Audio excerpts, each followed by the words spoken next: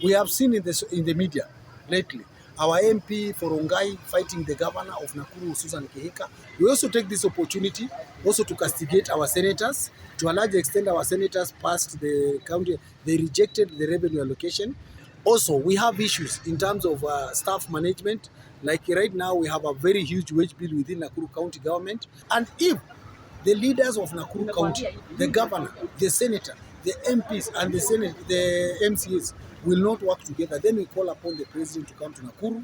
This is what we don't want for Nakuru, because if we go that direction, tutakosa maendeleo. We strongly believe that the office of the governor should be able to work seamlessly with the office of the senator. But for the county, we strongly believe that at this point, there are so many projects which have not started, and we feel that it is high time the government now start addressing. Even at the national level, we still believe that maandamano should be put aside. No, there should be no demonstration, and also the government should stop just stamping.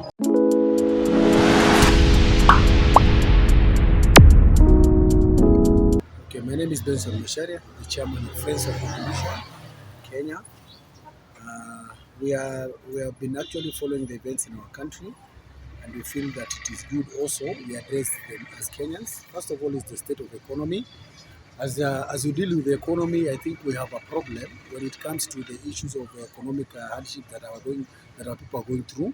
We are looking at the inflation rate, we are looking at the high prices of the commodities, and we feel that it is high time the government now start addressing. Even at the national level, we hope that the president and the deputy president will make sure that they deal with the cartels. They promise to deal with them at some point. We want to see that unga that was supposed to be done in Kenya, we want to see the prices going down. Also the prices of fuel, we have a problem with Kenyans are suffering. We also have an issue of our counties as we speak right now. We have not received our allocations. And this has really grounded county activities. And we feel that the national government, through the president, should make sure that they unlock the issue, because as we have now, counties are going to shut down because they can't pay contractors, they can't pay salaries, and we feel that the government is now the high time they receive. Right now as we speak, the governors are asking close to 94.8 billion, which has not been done from January, February and March, and also now April. All that money cumulatively is coming to 98.5 billion, and we strongly believe that the national government should immediately release those funds so that counties can be on the upstanding and be on the feet. Also, we also allowed the Council of Governors by making sure that they also say that the government must rise up to the occasion and disburse the same amount. And they have also issued a 2 weeks notice to that effect, to which at the end of the day, we strongly believe that as a country, the governors should be able to stand for devolution.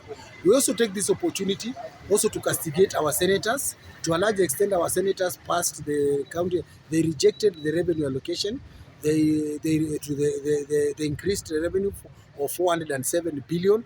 They approved 385. We strongly believe that our senators, we elected them to be champions of devolution in Kenya, so we cannot expect them to be part of government to stifle devolution as per now.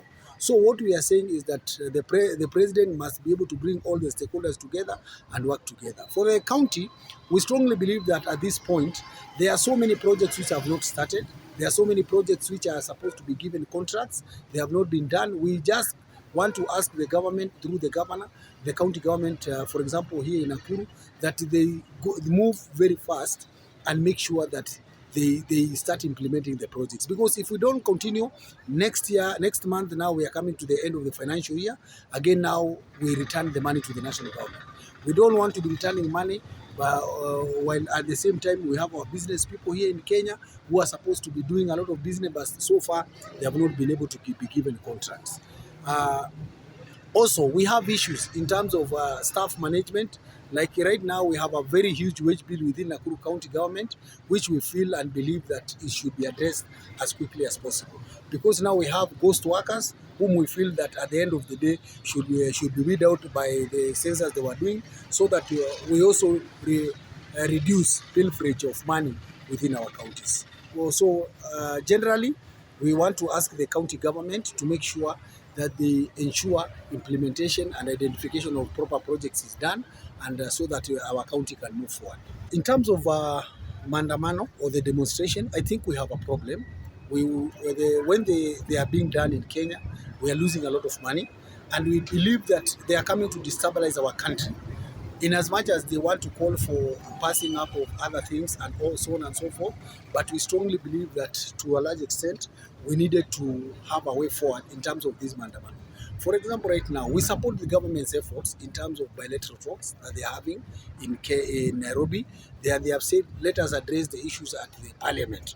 This means that if there are any issues which has to be passed the law, then they are passed, they will be agreed upon, and then they will be passed at the National Assembly, and this will be done through the law. Because these other side shows, negotiations that have always been going, they have always been coming back to our government and also disrupting the way our government works. So we still believe that mandamano should be put aside.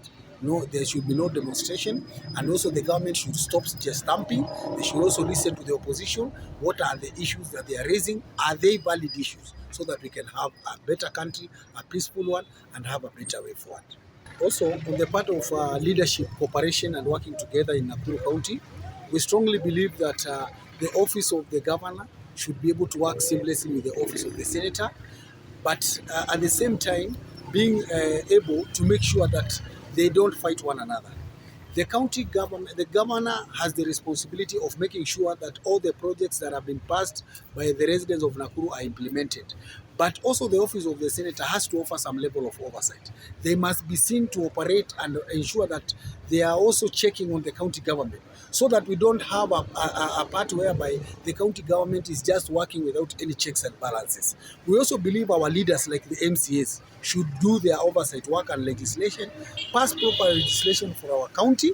They must make sure they are also operating seamlessly with the governor, so that at the end of the day, they work. Also, our MPs, we have seen in the media lately, our MP for Wangari fighting the governor of Nakuru, Susan Kihika, which we feel will not be a good thing for the county government of Nakuru. What we don't want leaders antagonizing one another. We don't want leaders fighting one another. We want to make sure that at the end of the day, we have a situation and a position that leaders within Nakuru County are working together for the sake of development in our county. So that at the end of the day, if it and logo, the small wars we are hearing, MCAs are fighting MPs are fighting the governor is fighting the MPs, and the people from the senator's office are fighting. This is what we don't want for Nakuru, because if we go that direction, tutakosa maendeleo, we shall not have development within our county. So we want this leader to, and if the leaders of Nakuru County, the governor, the senator, the MPs, and the MCAs will not work together, then we call upon the president to come to Nakuru and make sure that he calls a crisis meeting and make sure that we sort the issues of leadership within Nakuru County.